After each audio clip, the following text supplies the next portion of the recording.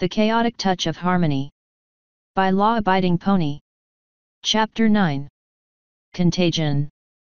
The meteorite XJ-29 was wreathed in flame as it collided with Earth's atmosphere. The mile-wide mountain burned a path to the waiting ocean below. Bits and pieces of it fell away, reduced to ash. Unfortunately for those living along the coast and islands, the majority of the meteorite survived to smash through the pristine blue waters. In the process, it displaced enough water to create a tsunami that experts would later measure out to a maximum of 27 feet. Upon contact with the saline waters, the burnt exterior cracked and fell apart to sink in various directions. Buried deep below the surface of the rock burst forth dozens of machines. With the meteorite arriving at its target, they quickly self-destructed. The center of the meteorite revealed itself to be a near-perfect sphere of reflective silver-colored alloys that remained intact. The 50-foot diameter core sank so rapidly it hit the sea floor in the space of half an hour. From there it sat inert for several minutes before movement within stirred the sphere to life. Arrival at System 5618C complete. Scanning, coordinates indicate arrival in aqueous body 397 successful. Initiating primary directive. 2 panels opened on the sides to intake an enormous amount of water. The machine took and broke the impurities into subatomic particles while leaving the water itself intact. With the stripped particles, it reformed them into usable elements, then to workable molecules, all the way up until it fashioned viruses and specialized microscopic packets to carry them. The sphere cycled the water continuously to take more impurities out of it to make more viral packets until it could fit no more within itself. Without ceremony, the packets were dumped into the latest batch of seawater and then flushed out of the machine. Cycle 1 complete. Initiating relocation protocol.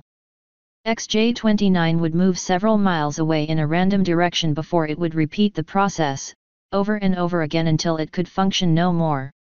The packets were extremely buoyant and accelerated to the surface over the course of 2 days. Even though they were tossed about by the underwater currents, the packets were capable of staying in a dense area no matter how the currents tried to toss them about. Upon finally reaching the surface, the first layer of the packets ruptured violently with the air and pushed the inner pocket full of viral particles into the air. Had anyone been watching, they would have noticed the patch of water was bubbling forth brown gas that refused to disperse, but was instead carried as a whole at the whims of the wind into the upper atmosphere over the course of a day. Halfway through the stratosphere, the second layer of the packets burst and the last layer was too heavy and sank back down to the Earth's surface. Once the cluster returned to the troposphere, the last layer of the packets broke and the contents were released as a heavy cloud that continued to sink until it became a hanging fog roughly a square mile in size. Because of the completely random location of the delivery system, the first cloud landed back in open water, this time in the Atlantic. Many others would find similar resting places, and the viruses fully decayed after the fogs fell to the ground and dissipated. However, not all clouds would land in uninhabited areas. 4 days later, in a small subsistence farming community northeast of Trinidad, Bolivia, a brown cloud fell upon the 30 inhabitants during a celebratory festival. It was after dark, so no one noticed the dense cloud until the starlight became obscured. Even then the people had no reason to fear a cloud and continued on their merriment. It was only when the cloud became a choking fog that smothered everything did people start to panic and blame an industrial complex many miles away for the pollution. All mirth was forgotten and they retreated to their homes with windows and doors barred to keep the cloud at bay. Upon taking their first breath of the cloud, each victim began coughing almost uncontrollably. Barely an hour after infection, each host began to lose lucidity and collapse where they stood. Those that stayed in longer collapsed sooner. Hours later, they awoke to a singular commanding voice heard only within their minds. "Awake, my children, and heed the herald of the quarry dust." As a whole, the community rose to their feet. Outwardly they looked as they did before, save for the slightly wild look in their eyes. The voice was pleased. "Good, my Mayans. All of you will serve me well, and through me you will earn favor among the gods." The baritone voice selected the physically weaker individuals to speak to alone, the old, young, or infirm. You will stay here. Tend to the crops and prepare for expansion. At the same time, the voice called out to the strong members of the community. Gather weapons and vehicles. You must find more to convert. As one, the people shouted. By the power of our faith, your will be done. There was no hesitation, no question, and no dissent. There was no defying the herald, and no one wanted to. And by my will, may the light of the quarry dust shine across your world. The voice echoed back. Prepare a meal and gather your strength. We have much work to do. The ground was covered in a film of brown harmless dust, the remains of the viruses had decayed and died after falling to the ground. That was none of the Mayans' concern. The community gathered for a last meal before collecting any and all firearms, ammunition, fuel, and vehicles. Shortly thereafter those singled out by the herald drove off towards a nearby small community to bring more into the fold. 1 week after the XJ-29 fell to Earth, Alexia was whistling happily while scrubbing herself in the shower. The shampoo quickly ate away Conrad's scent off of her. The previous hour had marked another round of sex. That was only half the reason she whistled happily to herself. The mental wall had been sundered badly, and could only muster weak waves of revulsion at Alexia's cheerfulness. The last time almost felt good.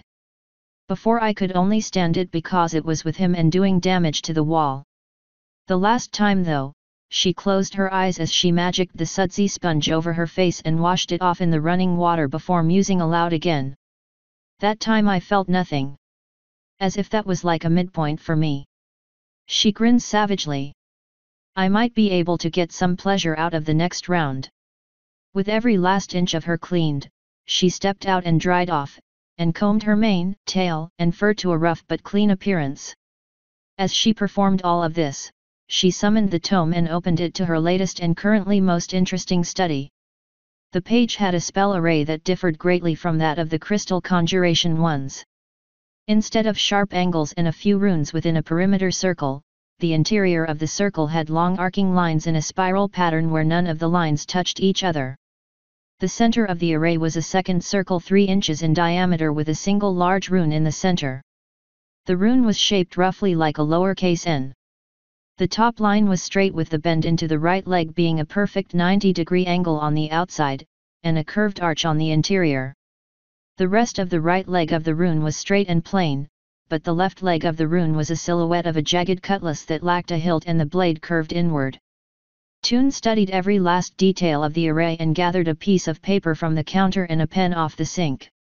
She traced the diagram onto the paper and closed the tome while keeping the paper in front of her. Once outside in the clear afternoon weather she silently grabbed several pieces of white chalk of various sizes and a bucket of water with a scrub brush. A patch of wood on the back deck was losing its finish from all the times Alexia had drawn and cleaned off the variety of arrays. She took a few deep breaths to center herself before letting the biggest piece of chalk going to action, recreating the circle of the array as the unicorn kept looking back and forth from the paper to the deck. As needed, she switched chalk pieces to the required width. She would curse under her breath every time she made a mistake and had to scrub the problem and then blast the water away with a blow dryer attached to an extension cord. As soon as she was satisfied that the array was complete, Alexia put her tools away and stepped inside, careful to avoid disturbing the lines. Her horn activated and the array pulsed to life with a golden light along its lines. Good, it's working as intended. She deactivated the array and stepped outside to scrub it all down and dry the wood off to redraw it all over again. This process repeated itself from just after lunch until when Conrad emerged from the house after dark. Alexia, dinner. He stopped to watch the unicorn as she just finished drawing off her latest attempt and had 7 pieces of fresh chalk active at once. He took to the air to get a better look and saw the array be perfectly finished in less than a minute. Before she could test it, he came into a hover a few inches off the ground to the left of her array. That was very impressive work. I don't think even the greatest artists could match that. Toon chuckled lightly at the compliment. Well, they don't have telekinesis either. I think most do a good job with what they've got. Is this another gem array? He asked while studying it carefully. It looks very different than your other ones. That's because it's not a conjuration array. She began joyfully explaining her passion for magic.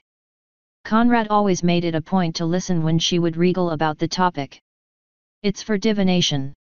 According to the book, the larger this particular array is, the larger the radius of detection it can produce.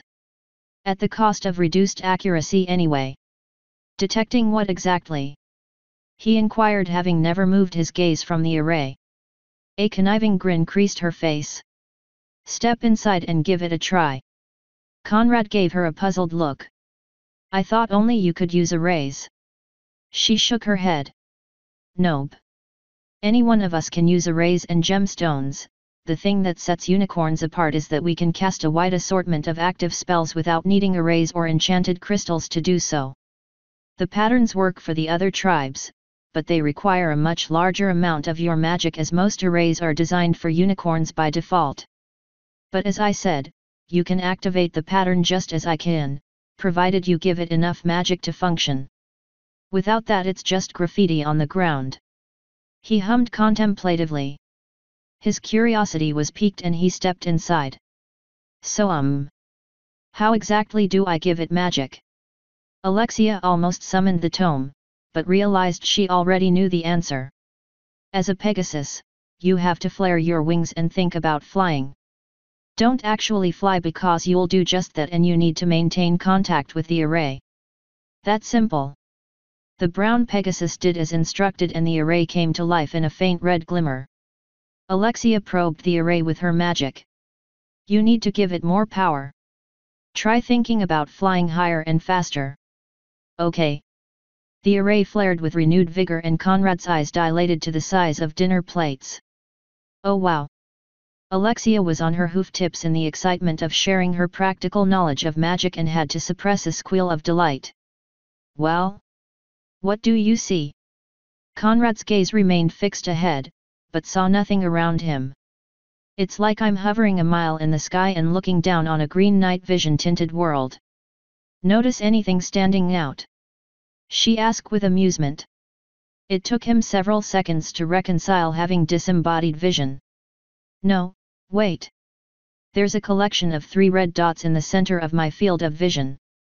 Alexia jumped for joy at her rapidly drawn array working perfectly. Great success. Conrad stopped thinking of flying, and the array died away along with his out-of-body experience. Were those 3 dots us? She nodded happily. Yup. That array was specially crafted to find ponies after disasters or who are lost in rough terrain. I'm hoping we can use it to find other ponies on Earth. Conrad stepped out of the array to stand next to Alexia. What will we do then? She looked away in mild embarrassment while digging a hoof in the wood. Well, if we gathered enough we could. She looked back at him with a searching gaze. Maybe start a community. She shook her head to clear her mind of the loathing fog her subconscious was imposing on her from Conrad's proximity. I'll bring it up in more detail while we eat, so I don't have to explain it again to Loki. It was as he suspected. I knew she had higher aspirations than just sitting in the manor for the rest of our lives. He draped a wing over her withers. Sounds like we'd be leaving all of this behind if we do that. I know. She said with mild melancholy. The personal touch from Conrad soothed her anxiety, while also sending her subconscious further off kilter. Her brow furrowed in concentration to keep calm with his wing on her. But we need to move forward. She said both to him and herself. An approving grin came over him. I wholeheartedly agree. He guided her with his wing towards the house. For now though, dinner's getting cold. She looked up at him as he removed his wing to the door. What's on the menu tonight? Salad. He deadpanned. It was his most commonly prepared meal, as he had little experience cooking, which was compounded by Loki's inability or unwillingness to order the groceries he asked for. I have some grilled salmon for myself and you if you want any. Does Loki not get any?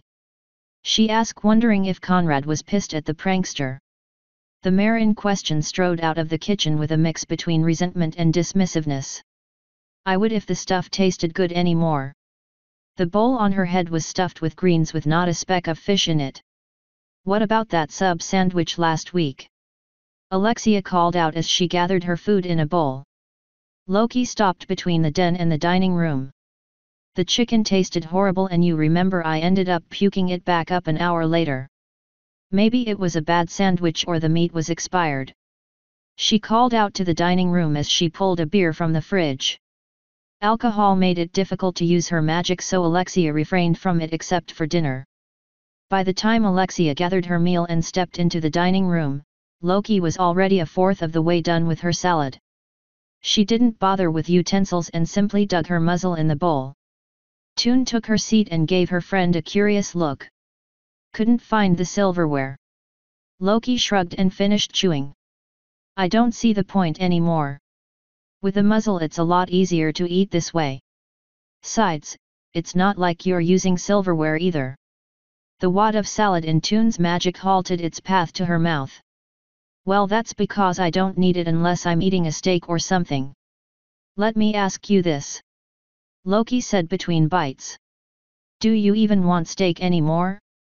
Or just enough meat to keep your magic reserves high? Alexia mulled over the question, absently chewing her salad. I could live without it. But I'd rather not. This salmon is to die for. Then we have something else in common. She waved a hoof at Conrad. He may be the only real omnivore of the group anymore. You just eat it cause you keep casting magic all the time. Does the fish actually taste good to you? Conrad ignored the attention to his less than perfect cooking, and grumbled at her. Maybe if you bought the damn spices I ask for. Alexia inspected the fish in her bowl. Well, I'll admit it has some of its appeal, given that vegetables taste way better now. But meat still tastes well enough. And I haven't noticed any digestion problems from eating the stuff. I don't mind not having a stupid horn or itchy wings, but me being the only one who can't enjoy meat anymore? Loki growled at finding herself to be the only real herbivore in the group. Conrad sighed in expectant irritation. Great. Now she's going to blow up about this now.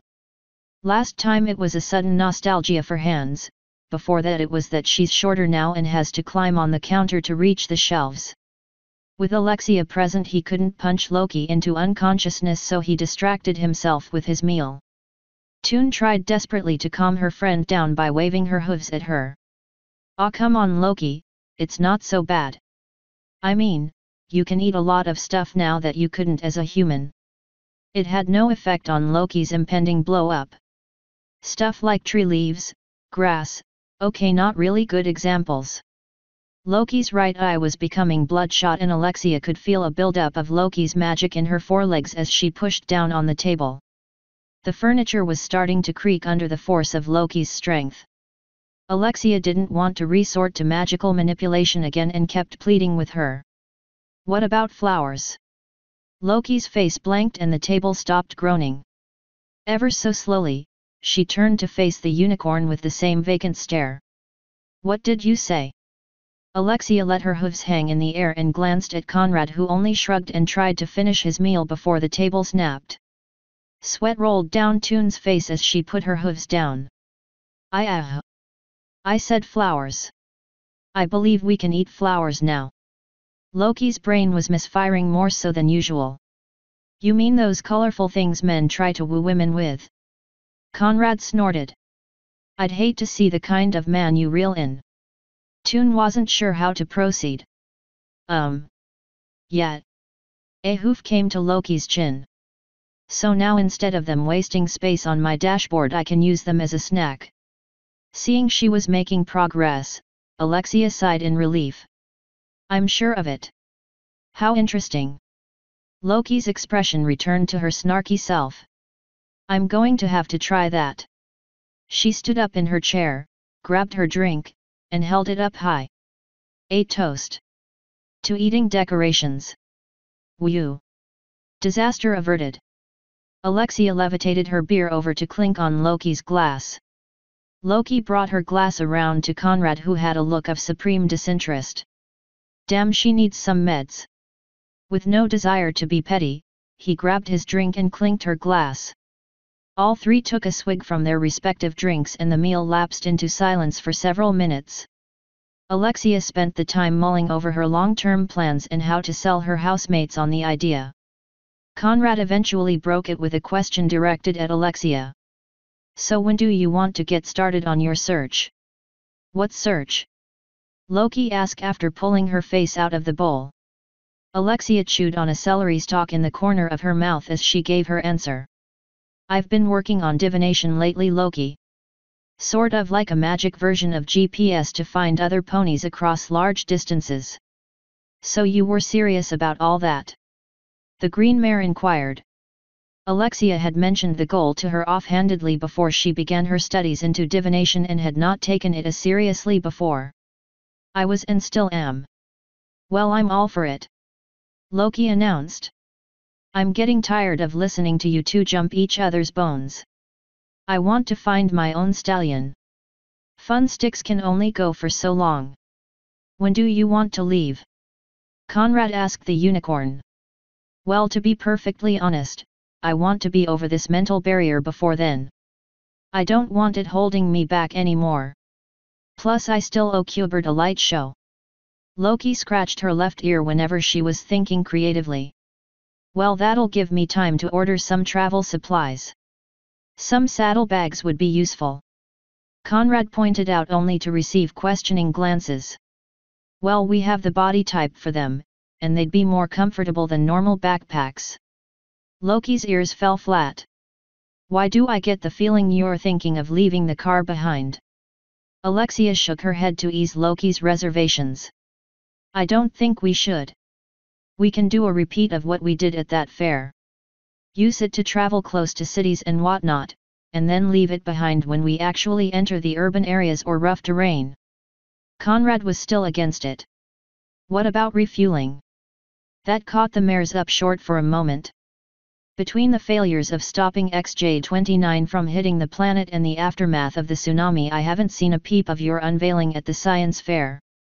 People will still react unpredictably if we try going to a gas station. They keep cameras all over those places now." Loki was loath to leave the car behind, but was forced to agree. "The samurai's right about that. The net is buzzing about the whole scandal, Billy Granger's latest divorce, and new console wars. I haven't seen us on any websites save for a few low-traffic ones.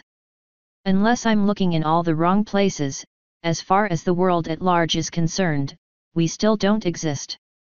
I think if there had been more than just the two of us at the fair, we'd have caused a big enough of a stir to get noticed." "Boogery." Alexia looked down at her nearly empty plate, contemplating a solution. A gleam in her eye and determination edged her features. "Well, so what? We're not trying to hide our existence, right?" She received non-verbal responses to the negative. "So why should we hide ourselves just because we'll get caught on camera? I say let the cameras see us. The more people that know about us, the more we won't come across as a hoax." Conrad's wings rustled with worry. "Remember how you met me? There are still people out there that will want to use or kill us, if at the very least because we're a curiosity." Alexia was not to be dissuaded. "I understand your concern, and I'll make some more invisibility crystals to protect us if need be, but I don't want to live in hiding from humanity." Loki nodded in agreement, already wishing to be back in a public setting. Conrad chided himself to egging Alexia on like that, but he found it hot when she talked about grandiose plans. "I hate to sound egotistical here, but we're a gift to humanity." Loki gave her a strange look that was mirrored in Conrad. No. That's the most humble thing I've ever heard." Alexia ignored Loki's sarcasm.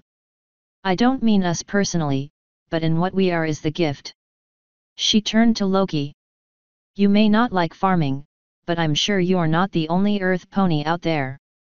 Even a handful of your tribe could bring about a new revolution in agriculture." She faced Conrad next. "Twilight-stated Pegasi are the stewards of the weather. That alone would put your tribe in an equally high demand worldwide, maybe going so far as to reverse desertification." We can offer humankind our talents in exchange for acceptance and camaraderie. She knew there was no need to speak of the unicorns, as she had already demonstrated many applications as to what they could offer already. And that's only what a book solely revolving around magic says. There's no telling what else we could do. Loki leaned back in her chair, idly chewing on a carrot. I never thought of it like that. I mean, the way the world works, those with rare and highly useful skills are worth their weight in gold. But what it sounds like to me is that you want us to proliferate. She ended her observation with a few winks in Conrad's direction. Toon's cheeks reddened and scratched the back of her head in embarrassment. I'd rather start with finding any other ponies out there and find a settlement for ourselves before going into that. Give our kind a home before we start branching out. Conrad tapped a hoof in contemplation. She's been leaning this way for the past few days, but never voiced it so well before. I knew she wouldn't want to stay here forever, but to have such a wild dream? Do you have a plan of action? The corner of Alexia's mouth turned downward. Only a basic outline. I was thinking we need a whole new place to live, somewhere away from it all, and yet close to a major urban area. Loki tittered lightly. Isn't that an oxymoron? You might be surprised. Conrad countered. If you let me use your phone, I can find a suitable spot. Alexia brightened at the acceptance of her plan. What do we do with the land when we find it? That depends on the next part. Toon addressed Loki next. Would you be averse to spending a mil or two to set up some construction contractors to get the basics of the town built? If we have the tools already in place for when we start arriving in mass, that'll make it all the easier to get it off the ground. Loki's expression became unreadable as she fell into silence. When did she take me for a philanthropist? I mean, yes, I donated 1.3 million to the first relief fund for the tsunami victims. But outside of that, I earned that money with honest theftery, and now she wants me to give it all up for this? She wrestled with the idea for several minutes. Toon knew it was a lot to ask for, so she let the mare war with herself in peace. Conrad didn't know what to expect of her. She only gives one thing freely, grief. But she's unstable enough that she might agree to it in spite of it all. The meal carried on in silence until Loki slammed a hoof down on the table, rattling the plates and denting the wood in the process. I'll do it. It'll take some time to gather that kind of bread, but I'll do it. She announced with a serious tone. But I get to name the colony. A massive grin was plastered over Alexia's face. Deal.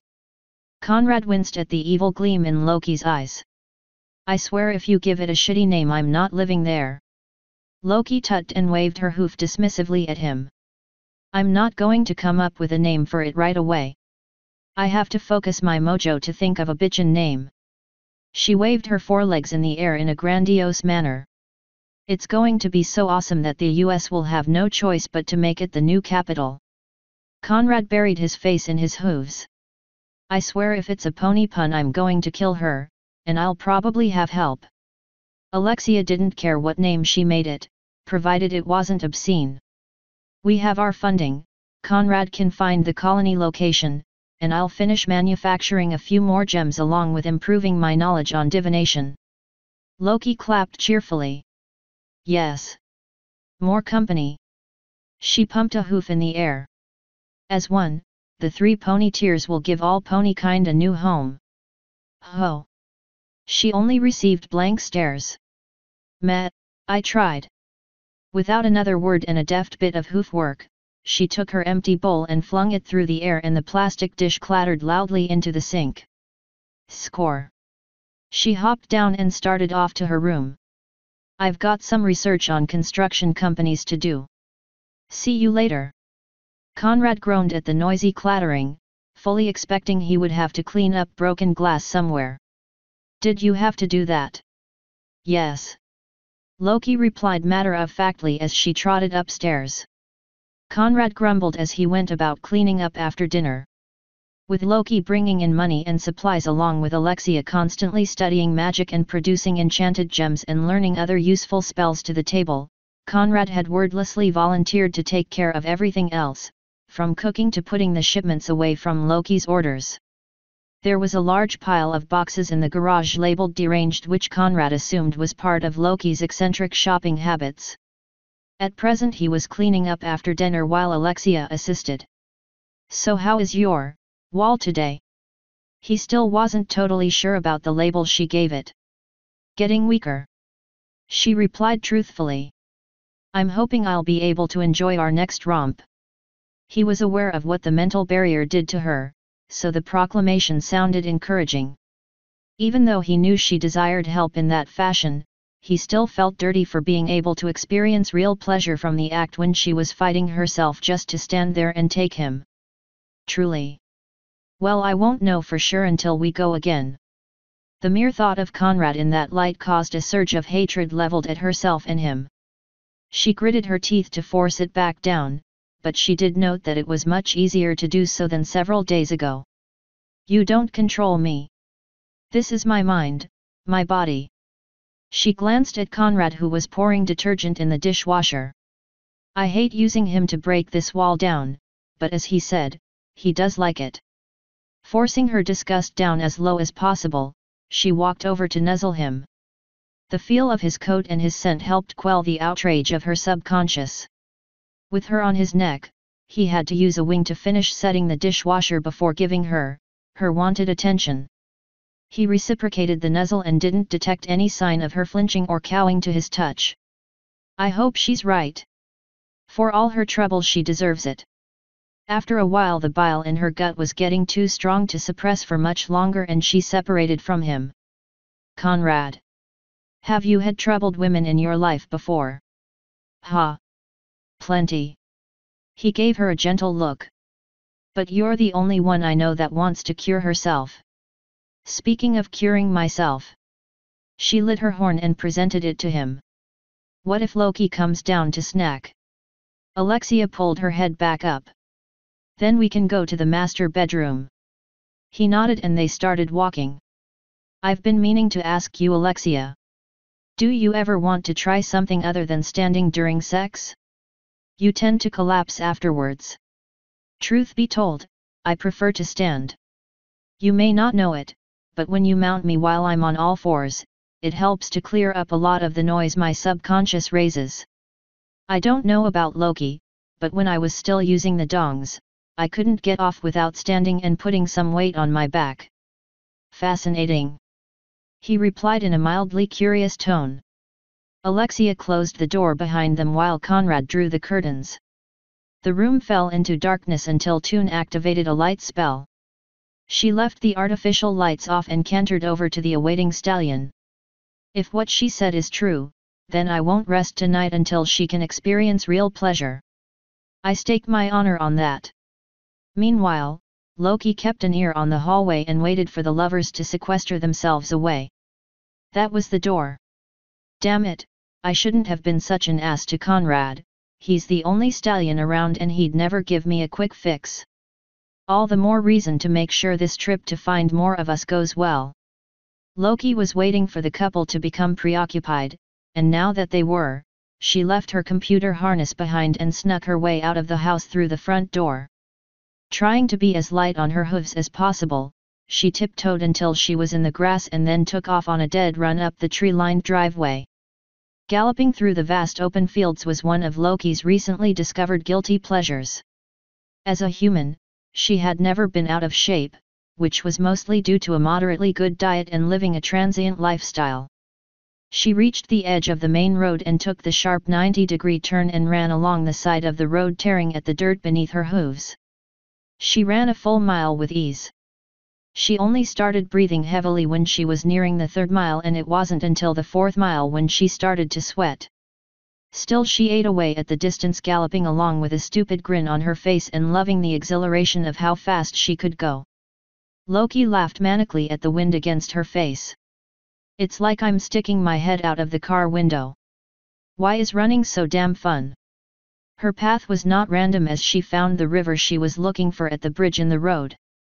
Loki banked slightly to get off the side of the road and down to the river bank. She skidded to a halt a few inches shy of the drop-off into the water. The moon was barely a crescent in the sky, but with the large eyes ponies possessed they had strong night vision, which Loki took full advantage of in the dead of night. Here was her second guilty pleasure. One she never wanted to give Alexia the satisfaction of knowing about. Loki did not waste time with cooling down from her run, as she was dead set on getting to the brown tarp off to the side and pulled it off to reveal a solar rechargeable battery pack and a sun lamp. She pulled the battery pack off the recharge dock and stuck it in the lamp before walking over to a short row of budding tulips growing along the edge of the river bank.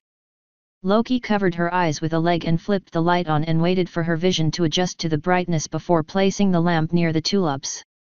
With it in place, Loki crouched low to the ground next to her plants. Gathering magic in her right hoof made no visual cue like Alexia's horn, but Loki could feel the pooling magic all the same. She picked the first tulip to her left and stomped her hoof on the dirt next to the flower. The 10-inch plant seemed to jump to 17 and the bud started to crack open. Another dose of magic and the plant shot up to 20 inches and the yellow flower was in full bloom. Loki studied the plant intensely. "Screw miracle grow, my hoof is all I need for this." The flower swayed in a light breeze, making Loki wish to finish blooming the rest of the 8 flowers, and did so with the help of her lamp.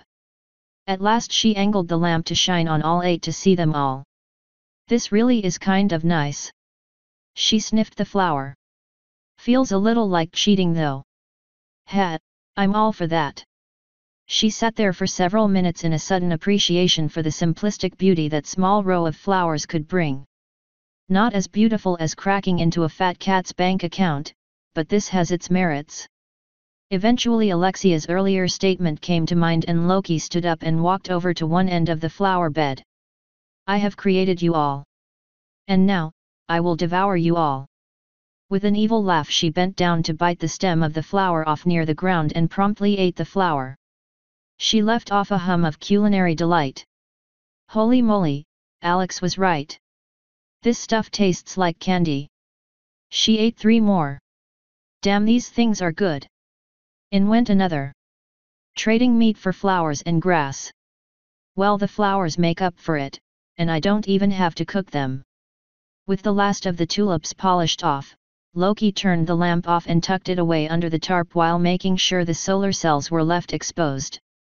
With her secret garden safe, she cantered away from the riverbank and assumed a runner's starting position on the side of the road. With a fierce grin at the anticipation of running again, Loki thundered back home.